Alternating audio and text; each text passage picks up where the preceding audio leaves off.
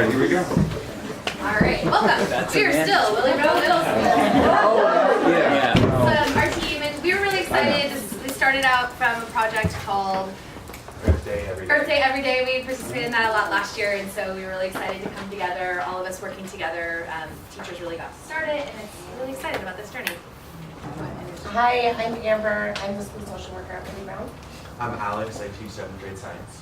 Julia Maynard, teacher librarian at Makerspace. Malaya Mutam-Fuentes, assistant principal. Gloria Andres Newman, I'm an art teacher and I also teach engineering.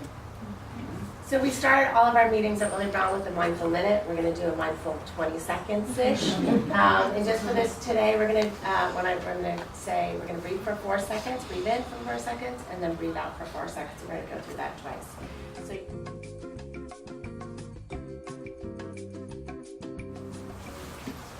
The why. So we drew inspiration for this work, or to start this work, really from our knowledge of the Bayview Hunters Point community that our school is located in. We were aware of the environmental injustice, and this is really something that is near and dear to my heart as a Bayview resident and someone who grew up in the neighborhood. From a very young age, I was acutely aware of the environmental injustice that existed in our backyard. There's a sewage plant down the street from my parents' house. There used to be a PG&E plant.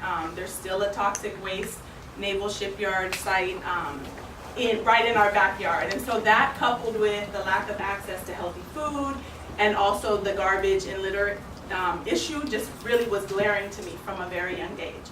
And I think similarly, our students, while they might not always have the tools or the resources to articulate or express what they see, they certainly are aware of the inequities that exist in their neighborhood and their community. So that's really was the heart. As you can see, it's a map of San Francisco, a really beautiful, beautiful city. And notice, most of our children from WillieBrown all live in the southeastern quadrant, Bayview Hunters Point. All right, so we have had a lot of names and we've worn a lot of hats in just our few years that we've been opened. We are one-to-one with Chromebooks. We focus on STEAM, which we've heard of. This last year we started our project-based learning collaboration with New Tech Networks. That's something we're working on. This year we opened the Makerspace, and we have teachers are allowed to bring their classes in. And we're also working on having engineering design principles as part of our daily lessons.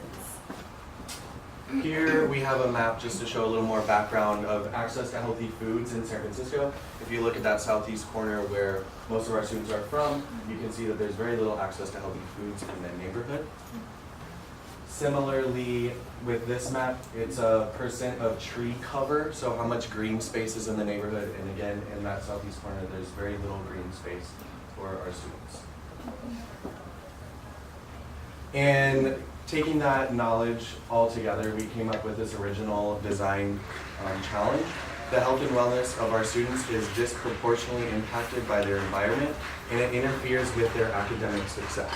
We want our students to understand these local and regional environmental issues and be able to advocate for themselves and their community. So we started, our discovery activities included student interviews, family and parent surveys. And one other thing that we really did, we had students take phones, not phones, they actually took digital cameras with them into the neighborhood. And we asked them to go through and take pictures of what it looked like in their neighborhood, what they liked, what they didn't like about their neighborhood, and on their way to school. So here's a little bit of a photojournal. Here on the left, it's of Alice Griffith or other Double Rock. It's one of the housing developments over in Bayview. Below you can see there's like a memorial, and then this third picture over is the old looking at the new development, and then the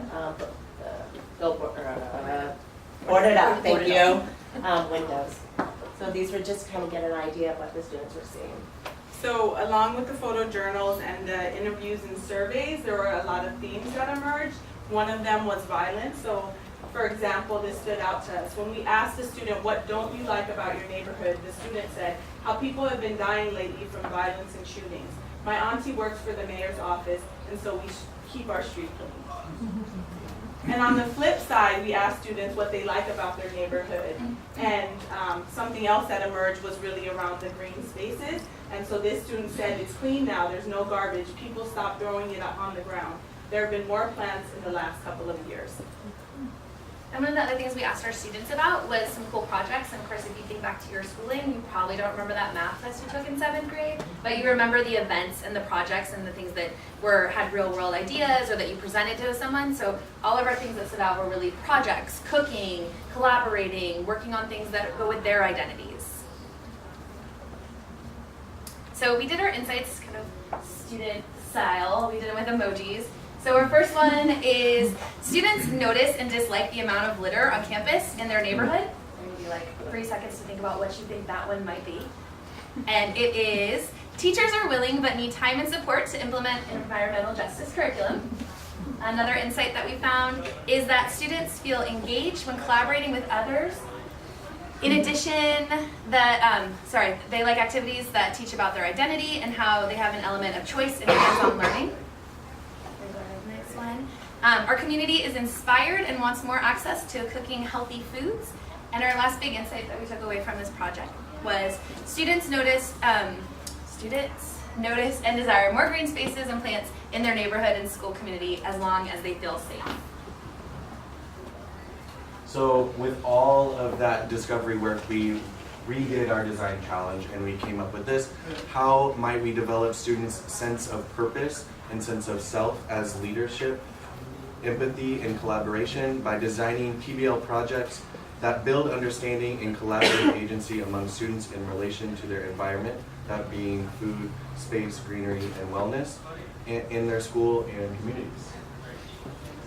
Okay, and so we have many iterations, as you guys can tell, but we really honed in on the fact that we still wanted environmental justice to be at the heart of it, and we wanted to incorporate this project-based learning. As well, we wanted to make sure that the projects were hands-on, there was collaboration, and that families and communities were involved. And then we really wanted to hone in on these 3 different themes that emerged: wellness and Zen, especially to support our students who have, many have experienced high trauma and high stress. The healthy foods, there was a high interest in growing and cooking healthy foods. And then green spaces, just reimagining our school space and to incorporate more green and make it a calmer environment. All right, so one of our prototypes was a menu. Our idea was that our teachers and students could kind of pick and choose what they liked. A lot of these ideas came from students. And so we have our appetizers, which are beautification, our soups and salad, which are green spaces, our mains are our healthy foods, our dessert is wellness, which goes hand in hand. And then we had some takeaways of different ways that our students could share their learning. And one example that came out of that was a 7th grade cross-curricular PBL project that involves students in science learning about ecosystems of the neighborhood. In math, they will learn about data and analyzing data around land usage in the neighborhood. In English, writing essays, informative essays to get this point across, and finishing off with an oral history project of making a podcast. So this is kind of our plan. In January 2019, we're going to have our teachers start working more deeply on the project that Alex just explained. We're going to do a paid retreat, because I think the biggest thing is really time when there's not students and all that fun stuff that happens at schools. In April, we're going to have a PBL pilot of that project, seeing how it goes. And then our biggest goal is over the summer to spend some time working with our New Tech Network coaches, our CNI coaches, and all those people to get this so that 2019 we can have a school-wide PBL launch of all these projects. And in the first 3 months, we're going to increase cross-curricular content for the students. And staff's going to collaborate, school's going to increase family participation. 18 months, school-wide increase in environmental justice, understanding, and agency. Staff's going to learn about the curriculum, and the school will have regularly family engagement events. Oh, And that will be measured by our Culture and Climate Survey.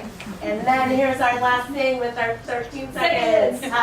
What we're asking for is $24,000, $12,000 for extended days, hours.